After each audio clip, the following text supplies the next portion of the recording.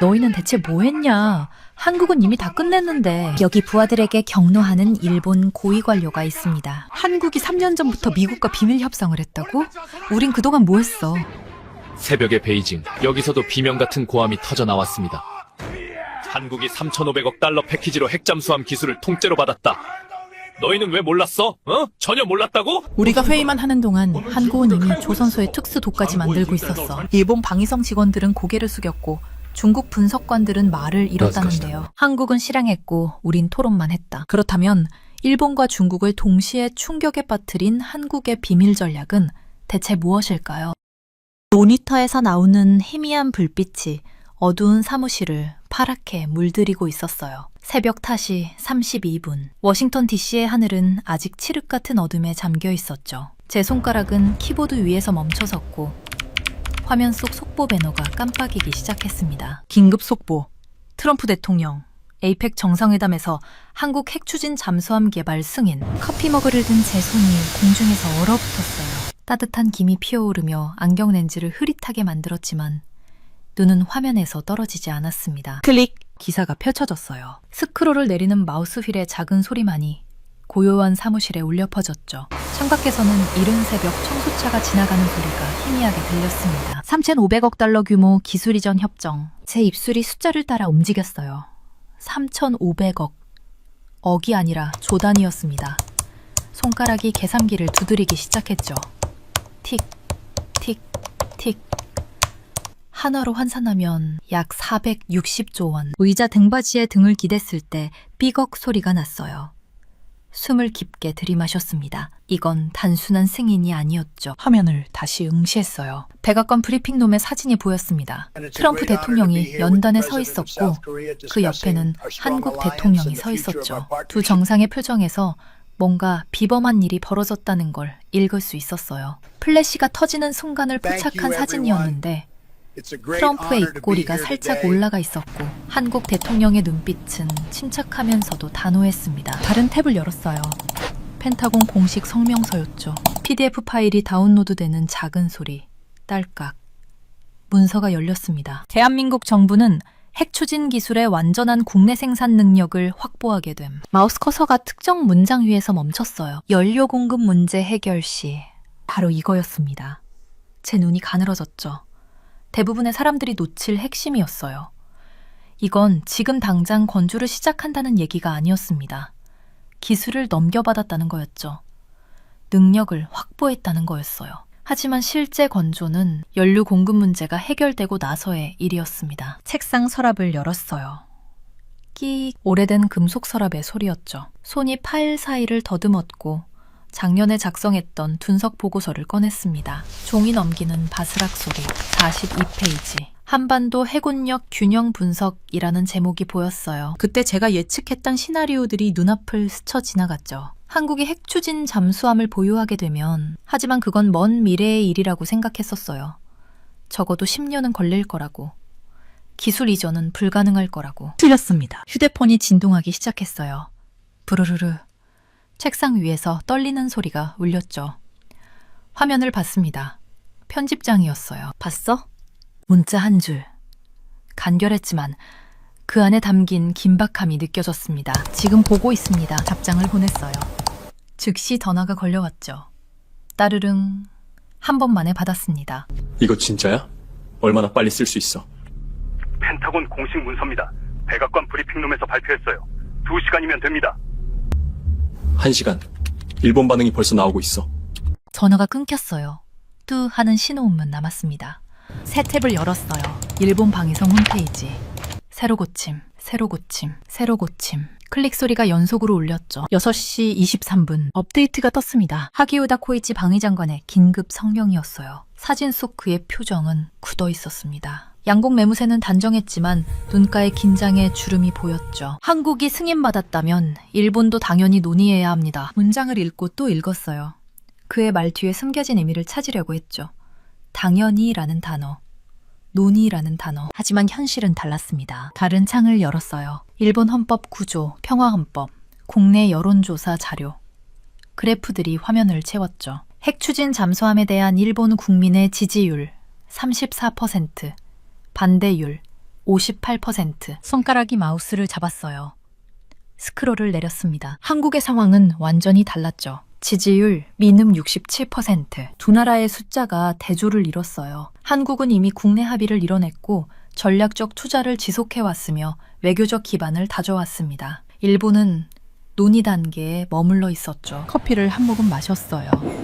이미 식어 있었습니다. 씁쓸한 맛이 입안에 퍼졌죠. 시계를 봤어요. 윤우 씨, 47분. 손가락이 다시 키보드 위로 갔습니다. 새 문서를 열었죠. 제목을 입력하기 시작했어요. 3,500억 달러의 의미. 한국 핵추진 잠수함 승인이 바꿀 동북아 해안양 질서. 첫 문장을 쓰기 시작했습니다. 딸깍, 딸깍, 딸깍.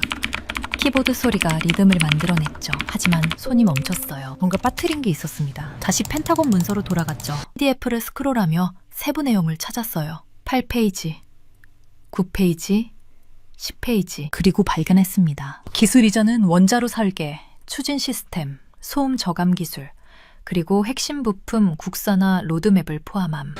심장이 빠르게 타기 시작했어요. 이건 단순히 승객이 아니었습니다. 이건 완전한 기술 패키지였죠.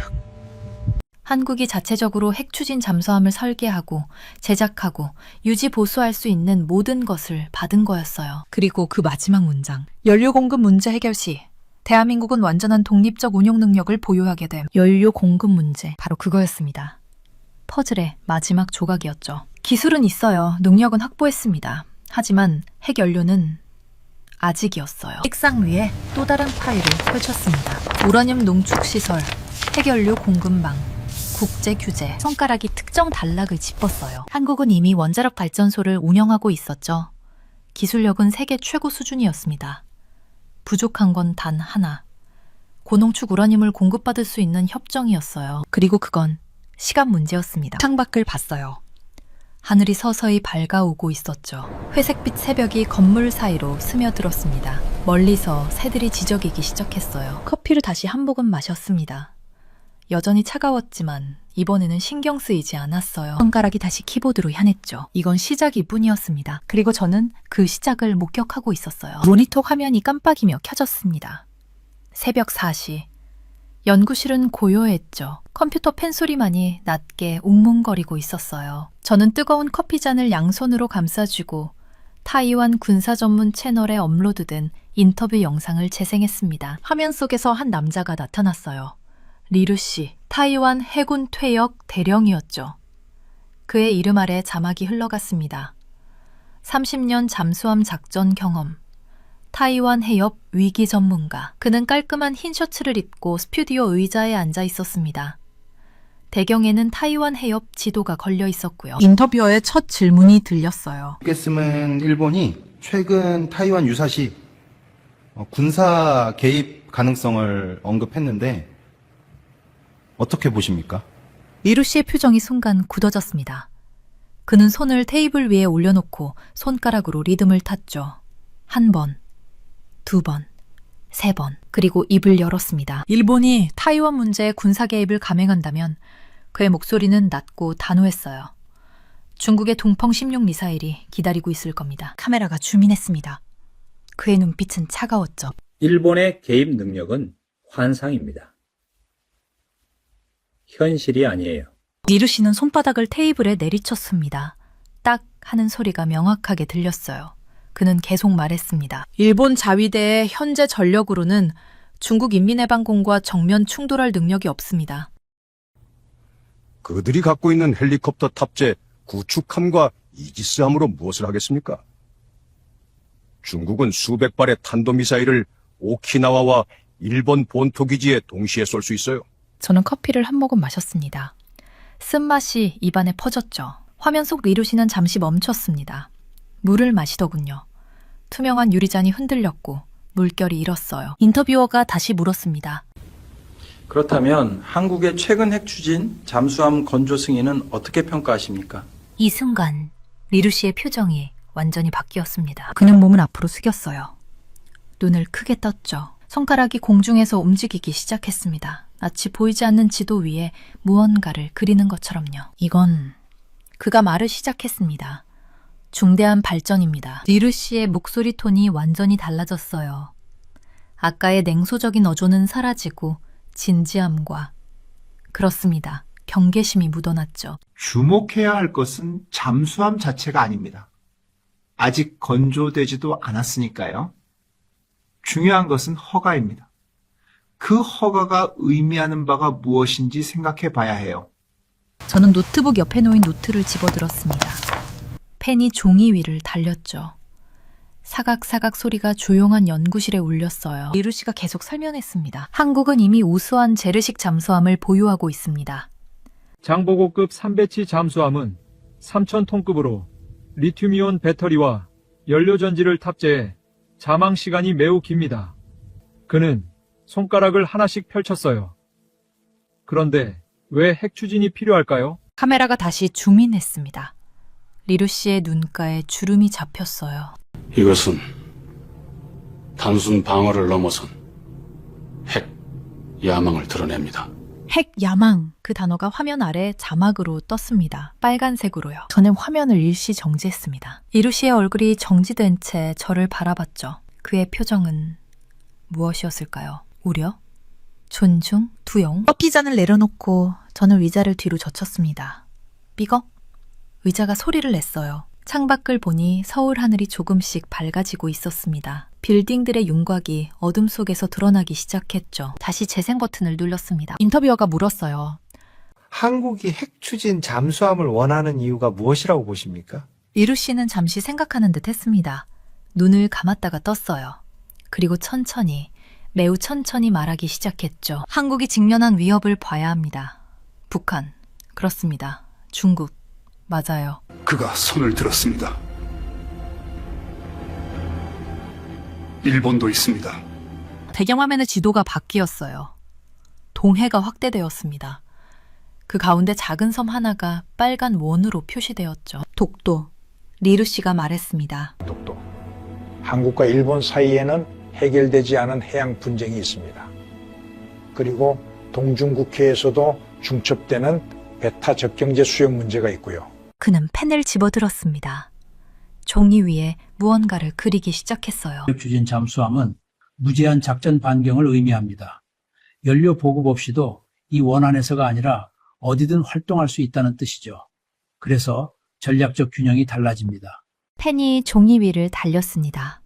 선이 그어졌죠. 한 번 출항하면 3개월, 6개월, 심지어 1년도 바닷속에 머물 수 있습니다. 전 세계 어디든 갈 수 있어요. 그리고 가장 중요한 것은 그가 펜을 놓았습니다. 언제, 어디서 무엇을 하는지 아무도 모른다는 겁니다. 저는 숨을 깊이 들이마셨습니다.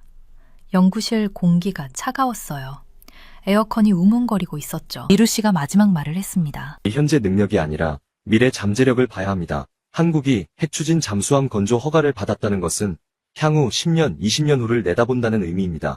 그때가 되면 한국은 동아시아 전역에서 자국의 주장을 강제할 능력을 갖게 될 겁니다. 그는 카메라를 똑바로 쳐다봤습니다. 이것은 게임 체인저가 될 것입니다. 영상이 끝났어요. 화면이 검게 변했죠. 저는 그 검은 화면을 한참 동안 바라봤습니다. 제 얼굴이 희미하게 반사되어 보였어요. 밖에서 새들이 지저귀기 시작했습니다. 아침이 왔죠. 저는 노트를 펼쳤습니다. 방금 적은 내용을 다시 읽었어요. 일본 개입 환상, 한국 핵잠수함 허가, 중대한 발전, 현재 능력이 아닌 미래 잠재력, 게임 체인저. 리루 씨의 분석이 흥미로웠던 이유는 무엇이었을까요? 그는 단순히 군사 장비를 평가한 게 아니었습니다. 그는 의도를 읽어냈어요. 동기를 파악했죠. 일본의 개입 발언은 정치적 수사에 불과하다고 일축했지만 한국의 핵 잠수함 승인은 전략적 야망의 신호로 해석했습니다. 왜일까요? 저는 다시 영상을 되돌렸습니다. 리루 씨가 게임 체인저라고 말하는 부분을요. 그 순간을 스크린샷으로 찍었죠. 클릭 소리가 났습니다. 화면 속 리루 씨의 눈빛에서 저는 무언가를 읽었습니다. 그것은 두려움도 존경도 아니었어요. 그것은 인정이었습니다. 한 해군 전문가가 다른 나라의 해군 전략을 인정하는 눈빛이었죠. 커피가 식었습니다. 저는 일어나서 창가로 걸어갔어요.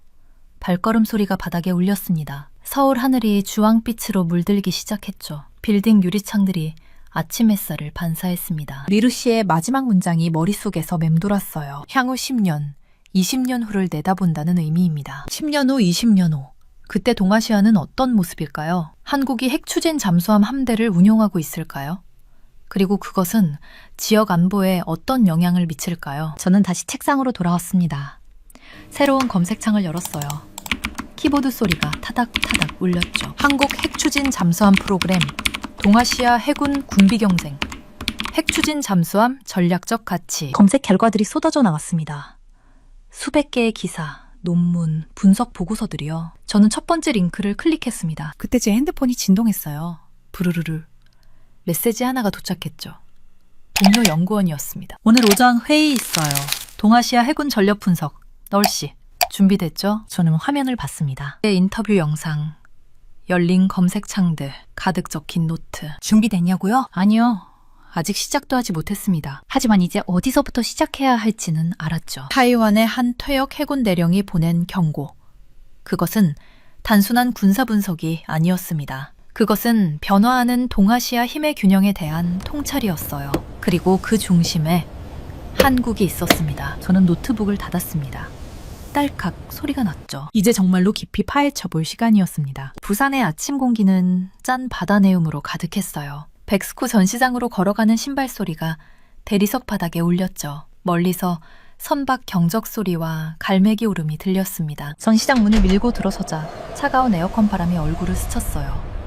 그리고 그때 그것을 봤습니다. 하나오션 부스 중앙의 잠수함 모형, 3m는 넘어 보이는 검은색 모델이 조명을 받아 빛나고 있었죠. 하지만 가까이 다가갈수록 뭔가 이상했습니다. 이건 우리가 아는 잠수함이 아니었어요. 각진 기하학적 형태의 선체, 매끄럽게 흐르는 표면, 일반적인 잠수함의 둥근 외형과는 완전히 달랐죠. 투명 아크릴 케이스 안쪽에서 작은 조명들이 특정 부분들을 비추고 있었습니다. 설명 패널을 읽었어요. 차세대 공격 잠수함 개념 설계, 개념. 그 단어가 눈에 들어왔죠. 하나오션 직원이 부스에서 걸어 나왔어요. 깔끔한 정장 차림에 태블릿을 들고 있었습니다. 그가 리모컨을 누르자 모형 내부에서 파란색과 주황색 LED가 켜졌죠. 보평, 수평 발사 시스템입니다. 무인 수중 드론을 발사할 수 있죠. 그의 손가락이 선체 옆면의 작은 개구부들을 가리켰어요. 일반 어뢰 발사관이 아니었습니다. 내 눈이 모형 뒷부분으로 갔어요. 프로펠러가 없었죠. 대신 둥근 링 형태가 있었습니다. 드라이브는 추진 시스템 훨씬 조용하죠. 이 설계는 스텔스에 최적화되어 있습니다. 이건 실제로 건조할 수 있는 건가요? 직원이 천천히 고개를 끄덕였습니다. 우리는 30년 넘게 핵잠수함을 연구해왔습니다. 기술적으로는 준비되어 있습니다. 다만 연료 공급 문제만 해결되면 됩니다. 그 말의 의미를 이해했어요. 해결료, 정부 승인, 국제적 합의. 모든 것이 그 짧은 문장 안에 담겨 있었죠. 전시장을 나와 벤치에 앉았어요. 폰으로 검색했습니다. 메디엑스 2023 하나오션. 캐나다 네티즌. 우리도 이거 사야 해. 지금 당장. 필리핀 댓글. 한국이 이런 걸 만들 수 있어? 미국 포럼. 완전히 다른 세대의 잠수함이잖아. 한국 커뮤니티는 달랐어요. 승인 떨어지면 3개월 안에 진수함. 이미 다 만들어 놓고 기다리는 중 아니냐. 농담이었죠. 하지만 그 뒤에 자신감이 있었습니다. 다시 전시장으로 들어갔어요. 사람들이 더 많아졌습니다. 모두 그 검은 모형을 보고 사진을 찍고 속삭였죠. 한 노신사가 모형 앞에 서 있었어요. 흰머리, 안경, 양복 차림. 한참을 바라보다가 미소 지었습니다. 앞에 젊은 남자가 물었어요. 이게 정말 가능한 건가요?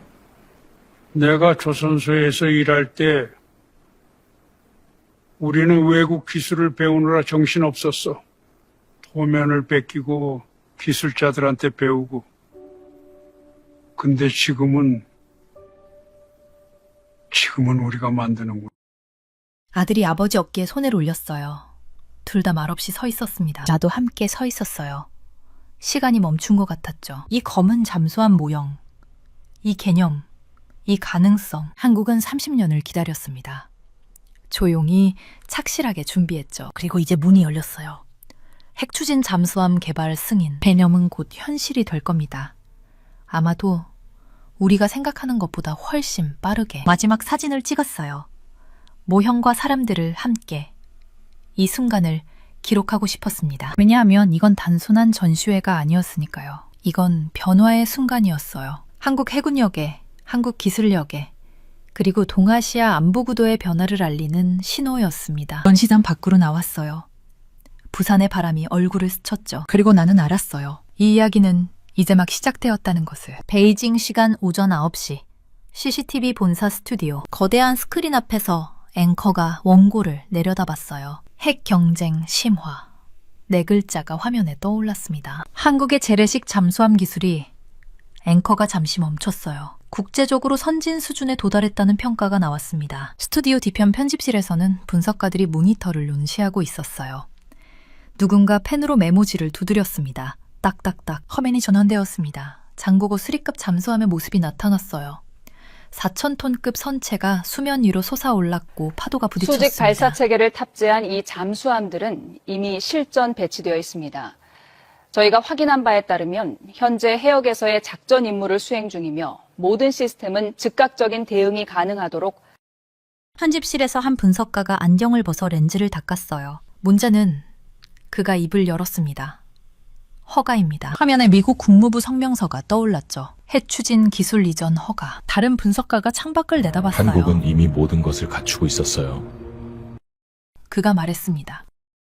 그들에게 필요했던 건 단 하나. 미국의 승인이었죠. 회의실로 장면이 바뀌었습니다. 긴 타원형 테이블 주위로 12명이 앉아 있었어요. 벽면 스크린에는 장보고 3급 설계도가 펼쳐져 있었습니다. 레이저 포인터가 잠수함 중앙부를 가리켰죠. 여기입니다. 목소리가 울렸어요. 디젤 전기 추진 시스템이 들어가는 공간이죠. 레이저가 천천히 원을 그렸습니다. 이 공간에 소형 원자로가 들어갈 겁니다. 테이블 끝에 앉은 고위 관계자가 펜을 내려놓았어요. 똑.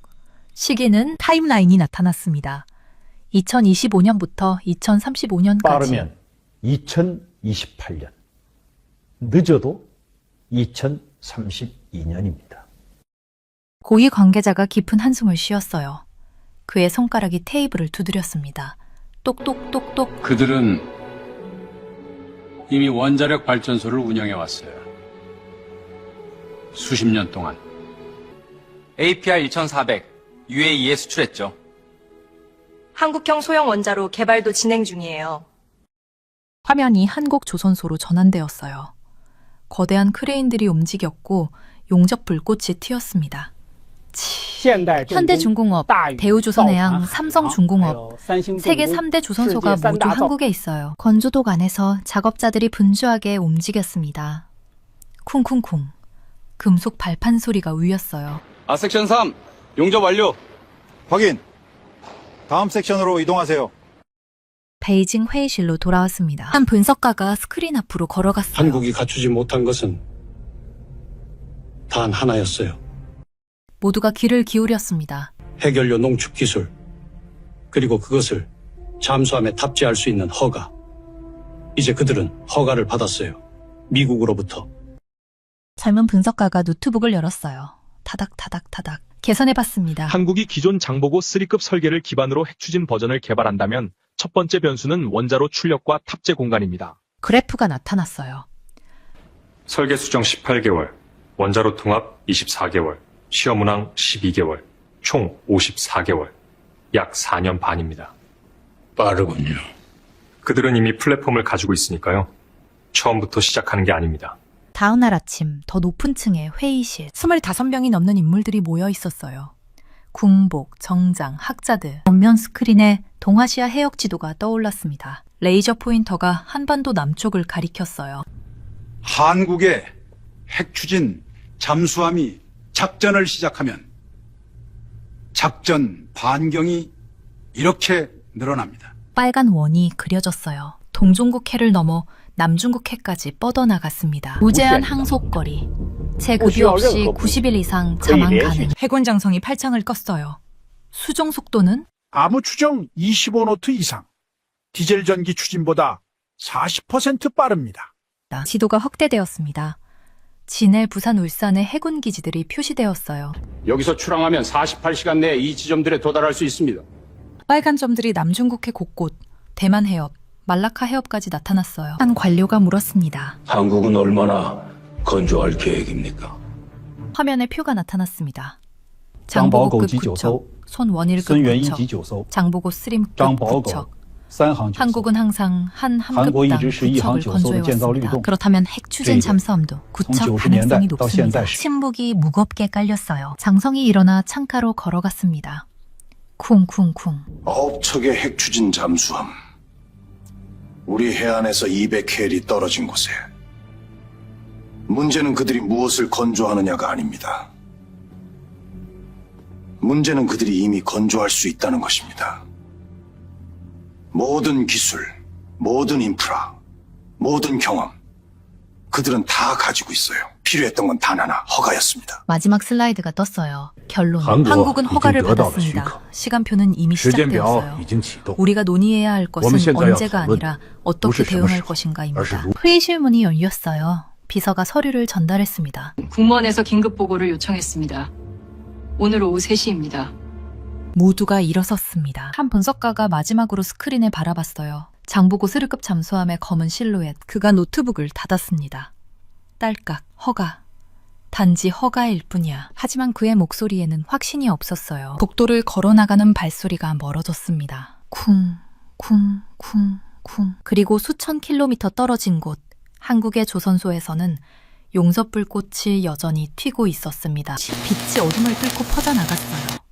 끝없이 멈추지 않고. 도쿄 총리 관저, 새벽 5시 30분. 타카이치 총리는 창밖을 응시하고 있었어요. 손에 든 커피는 이미 식어버렸죠. 책상 위 보고서에 빨간 밑줄이 그어진 문장들이 눈에 들어왔습니다. 기술 이전 포함, 블루프린트 제공, 3,500억 달러 패키지. 오전 10시 긴급 안보회의실. 15명의 고위 관료들이 자리를 채웠어요. 테이블 중앙에 같은 보고서를 모두가 이미 읽었죠. 방위 대신 야마구치가 안경을 벗어 닦았습니다. 그의 습관이었어요. 어려운 말을 해야 할 때. 총리님, 핵심은 이겁니다. 한국은 허가를 받았어요. 우린 아직 신청조차 못했습니다. 우리에겐 비핵 3원칙이 있으니까요. 외무대신 카토가 말을 이었어요. 한국은 명확했습니다. 무엇을 원하는지, 그 대가로 무엇을 줄 수 있는지 우린 아직도 애매해요. 재무대신 노무라가 테이블을 두드렸습니다. 3,500억 달러입니다. 반도체 파운드리, 조선소 확장, 방산 협력까지 묶은 종합 패키지였어요. 우리 예산으로 당장 가능합니까? 야마구치가 다시 안경을 벗었어요. 보다 답답한 건 한국은 기술 이전을 받았습니다. 실제 설계도를, 원자로 시스템을요. 우리가 허가를 받아도 독자 개발해야 해요. 기술 이전 없이요. 국가안보실장 후지타가 노트북을 열었습니다. 화면엔 한국조선소 위성사진이 떠 있었죠. 거제도 대우조선입니다. 새로운 도기 건설 중이에요. 크기로 봐서 대형 잠수함용입니다. 울산 현대중공업도 마찬가지고요. 그들은 아직 건조를 시작 안 했지만 준비는 끝나가고 있어요. 화면이 넘어가며 타임라인이 나타났습니다. 2022년부터 한국은 조용히 움직였어요. 미국 국방부 비공식 접촉, 기술평가, 타당성 조사, 우리가 모르는 사이에 모든 단계를 밟아갔습니다. 2023년 정식 협상, 2024년 승인, 그리고 지금 건조 준비 중이에요. 카토가 한숨을 쉬었어요. 그럼 미국 입장에서 보면 명확합니다. 한국은 구체적 제안을 했어요. 우리가 지금 간다 해도 뭘 제시할 수 있죠. 우리도 원합니다라고만. 야마구치가 눈을 감고 미간을 눌렀습니다. 한국은 아직 건조 안 했어요. 하지만 모든 장애물을 제거했습니다. 허가, 기술, 예산, 시설 다 준비됐어요. 건조가 시작되면 빠르게 진행될 겁니다. 기초 작업이 완료됐으니까요. 후지타가 자료를 띄웠어요. 한국 방산업체 채용 공고였습니다. 원자력 추진 시스템 엔지니어, 심해 잠수함 설계자. 한국은 이미 인력을 모으고 있어요. 타카이치 총리가 창밖을 봤습니다. 도쿄 스카이라인이 아침 햇살에 빛나고 있었죠. 하지만 그의 얼굴엔 그림자가 드리워져 있었어요. 우리가 뒤처졌습니다. 한국은 토론하는 동안 실행했어요. 우리는 실행하는 동안 토론했고요. 타토가 서류를 정리했습니다. 지금이라도 움직여야 합니다, 총리님. 늦었지만 안 하는 것보단 나아요. 타카이치가 보고서를 다시 펼쳤어요. 한국의 타임라인이 눈에 들어왔습니다. 2022년 준비, 2023년 협상, 2024년 승인, 2025년 건설, 그리고 일본은 2025년 논의 중. 회의실 시계가 오전 9시를 가리켰어요. 똑딱 똑딱. 한국의 조선소에서는 크레인이 움직이고 용접 불꽃이 튀고 있을 시간이었죠. 일본 총리실에서는 여전히 회의가 계속되고 있었습니다. 야마구치가 마지막으로 말했어요. 한국이 건조를 시작할 때쯤이면 우린 아마 겨우 예산안 통과시키고 있을 겁니다. 아무도 반박하지 않았어요. 그건 냉혹한 현실이었으니까요. 사무실 창문으로 저녁 햇살이 비스듬히 들어왔어요. 책상 위 서류 더미가 길게 그림자를 드리웠죠. 형광등 불빛과 섞인 주황빛이 종이 위 글자들을 물들였습니다. 저는 의자 등받이에 몸을 기댔어요. 모니터 화면이 희미하게 깜빡였죠. 화면에는 대만 언론인 우쭈잔의 논평이 떠 있었습니다. 핵무기 능력을 부여한 것과 같다. 문장 하나가 화면 중앙에 또렷했어요. 복도 저 멀리서 발소리가 들렸다가 멀어졌죠. 에어컨의 낮은 윙윙거림만 사무실을 채웠습니다. 책상 위 파일을 집어들었어요. 한국 핵 잠수함 승인 관련 국제 반응 분석이라는 제목이었죠. 페이지마다 형광펜 자국이 가득했습니다. 승인됐다. 허가받았다. 인정받았다. 같은 단어들이 반복됐어요. 고개를 들어 창밖을 바라봤습니다. 도심 빌딩들이 석양빛에 물들어 있었죠. 어디선가 자동차 경적이 울렸어요. 다시 모니터로 시선을 돌렸습니다. 스크롤을 내렸죠. 한국은 특정 분야에서 중국보다 앞섰고 일부 영역에서는 미국보다 혁신적이다. 클릭했어요. 새 창이 떴습니다. 지난 6개월간의 뉴스 헤드라인이 나열됐죠. 한국, 핵잠수함 기술 개발 착수. 미국, 한국 핵잠수함 계획 지지. 한국 핵잠수함 태평양 균형 재편 가능성. 의자를 뒤로 밀고 일어났어요. 창가로 걸어가 유리창에 손을 댔습니다. 차가운 느낌이 손바닥으로 전해졌죠. 한국이 아직 핵잠수함을 단 한 척도 건조하지 않았다는 사실이 머릿속을 맴돌았어요. 존재하지 않는 잠수함이었습니다. 그런데 세계가 움직이고 있었어요. 책상으로 돌아와 다른 파일을 꺼냈습니다. 지역안보 재평가 보고서였죠. 붉은 글씨로 표시된 문단이 눈에 들어왔어요. 잠재적 능력의 승인은 실제 배치만큼 전략적 계산을 변화시킨다. 천천히 그 문장을 다시 읽었습니다. 창밖에서 까마귀 울음소리가 들렸죠. 모니터로 돌아와 검색창에 단어를 입력했어요. 승인, 허가, 공급, 해결 시 엔터키를 눌렀습니다. 수백 개의 검색 결과가 나타났죠. 모든 기사, 모든 논평에 같은 표현이 반복됐어요. 만약 허가된다면, 일단 승인되면, 연료 공급이 해결되면 조건절이었습니다. 아직 이루어지지 않은 미래에 대한 이야기였죠. 하지만 그 조건절들이 이미 현실을 바꾸고 있었어요. 서랍을 열었습니다. 삐걱거리는 소리가 났죠. 6개월 전 보고서를 꺼냈어요. 한국 해군력 평가 2024년 9월. 당시 평가는 단순했습니다. 재래식 잠수함 강국, 우수한 조선 기술, 제한적인 작전 반경. 그 보고서를 밀어내고 최근 보고서를 펼쳤어요. 2025년 3월이라는 날짜가 적혀 있었죠. 핵잠수함 건조 승인 이후 한국은 잠재적 전략잠수함 보유국으로 재분류되었다. 존재하지 않는 잠수함 때문에 분류가 바뀐 거였어요. 이메일을 열었습니다. 받은 편지함을 확인했죠. 비공식 문의. 일본 한국 핵잠수함 계획 관련 양자 협의 요청. 일본이 움직이고 있었어요. 아직 건조되지 않은 잠수함 때문이었죠. 다른 메일들을 열었습니다. 중국 한반도 비핵화 원칙 재확인 성명 발표 예정. 러시아 극동 해군 전력 재배치 검토 중. 호주, 인도, 베트남 모두 반응하고 있었어요.